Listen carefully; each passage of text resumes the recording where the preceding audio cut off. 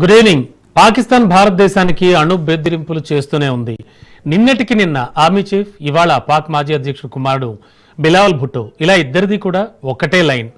ఇండియాను కుమ్మేస్తాం, మా జోలికి వస్తే అంతే సంగతులు, వెనక ముందు చూడం, కేవలం ఇండియానైనా కాదు, సగం ప్రపంచాన్ని సర్వనాశనం చేసేస్తాం.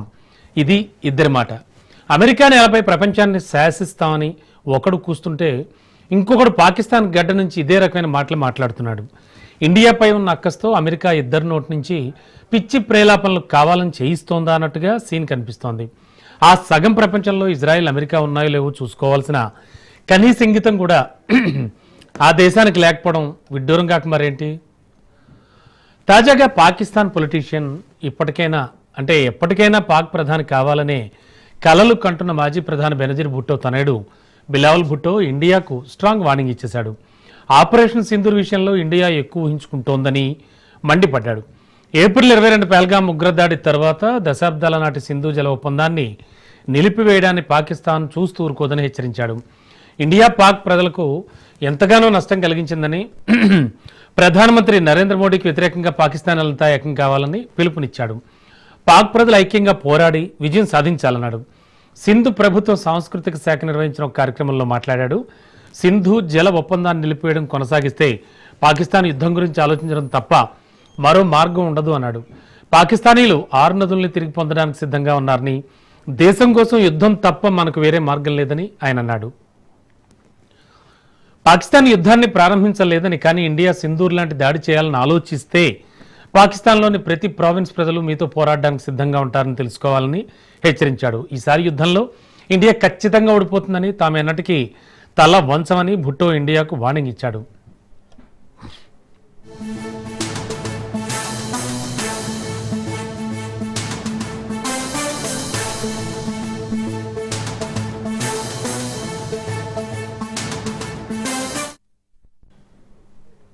పాకిస్తాన్ సైన్యాధిపతి ఆసిమ్ మునీర్ అణుయుద్ధం గురించి హెచ్చరించిన తెల్లవారే భుట్టో ఈ వ్యాఖ్యలు చేశాడు. తనకు ప్రమాదం వాటిల్లుతుంది అనుకుంటే అణ్వస్త్ర దేశంగా ఉన్న పాకిస్తాన్ తనతో పాటు సగం ప్రపంచాన్ని నాశనం చేస్తుందని మునీర్ హెచ్చరించాడు. పాకిస్తాన్కు నీటి ప్రవాహానికి ఆటంకం కలిగించే సింధు జల మార్గాలపై భారతదేశం నిర్మించే ఏవైనా మౌలిక సదుపాయాలను నాశనం చేస్తామని మునీర్ హెచ్చరించాడు. తమకు క్షిపణుల కొరత ఏం లేదని, భారతదేశం సింధు నదిపై ఆనకట్ట నిర్మించే వరకు వెయిట్ చేసి దాన్ని 10 క్షిపణులతో నాశనం చేస్తామన్నాడు. సింధు నది భారతీయుల కుటుంబాస్తి కాదని, పాకిస్తాన్ సైన్యాధిపతి కూడా సింధు జల ఒప్పందాన్ని నిలిపివేయడం వల్ల 25 కోట్ల మంది ప్రజలు ఆకలితో అలమటించే ప్రమాదం ఉందన్నాడు. మునీర్ అణుయుద్ధం బెదిరింపులను భారతదేశం తీవ్రంగా ఖండించింది. అణుదాడి ప్రకటన పాకిస్తాన్ స్టాక్ ఇన్ ట్రేడ్ అని మండిపడింది. మూడో దేశం నేల నుంచి ఇలాంటి ప్రకటన రావడం హేయమని కేంద్రం విచారం వ్యక్తం చేసింది. పాకిస్తాన్ అణు బ్లాక్మెయిల్కు లొంగదని భారత వైఖరిని పునరుద్ఘాటించింది. జాతీయ భద్రతను కాపాడడానికి అవసరమైన అన్ని చర్యలు తీసుకుంటామని విదేశాంగ శాఖ హామీ ఇచ్చింది.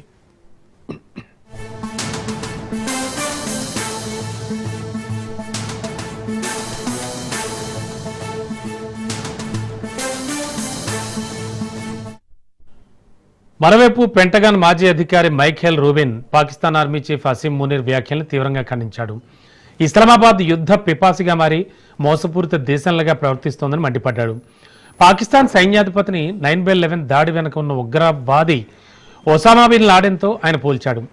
మునీర్ వ్యాఖ్యలు ప్రపంచం ఇస్లామిక్ స్టేట్ నుంచి విన్నట్టుగా గుర్తుకు తెస్తున్నాయని పేర్కొన్నాడు.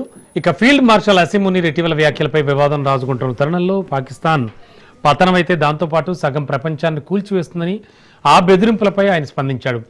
అమెరికా గడ్డపై పాకిస్తాన్ బెదిరింపులు పూర్తిగా ఆమోదయోగ్యం కాదని రూబిన్ అన్నాడు.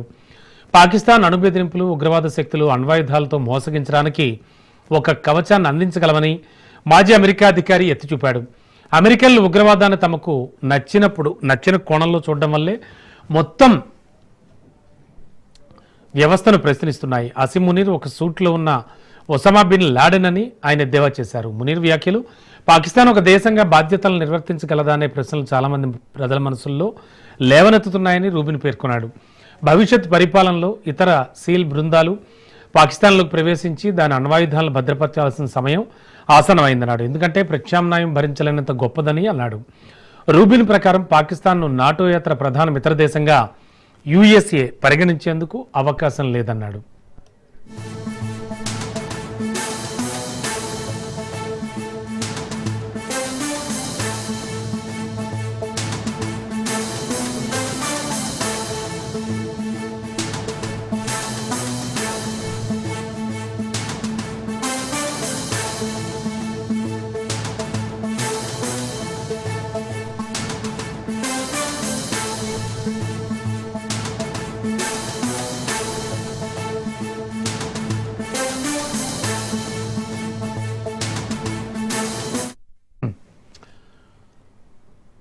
ఎస్, పాకిస్తాన్ అయితే భారతదేశానికి అణు బెదిరింపులు చేస్తూనే ఉంది. నిన్న ఆర్మీ చీఫ్, ఇవాళ పాక్ మాజీ అధ్యక్షుడు కుమారుడు బిలావల్ భుట్టో, ఇలా ఇద్దరిది కూడా ఒకటే లైన్. అసలు పాకిస్తాన్ ఏం ఆలోచిస్తోంది?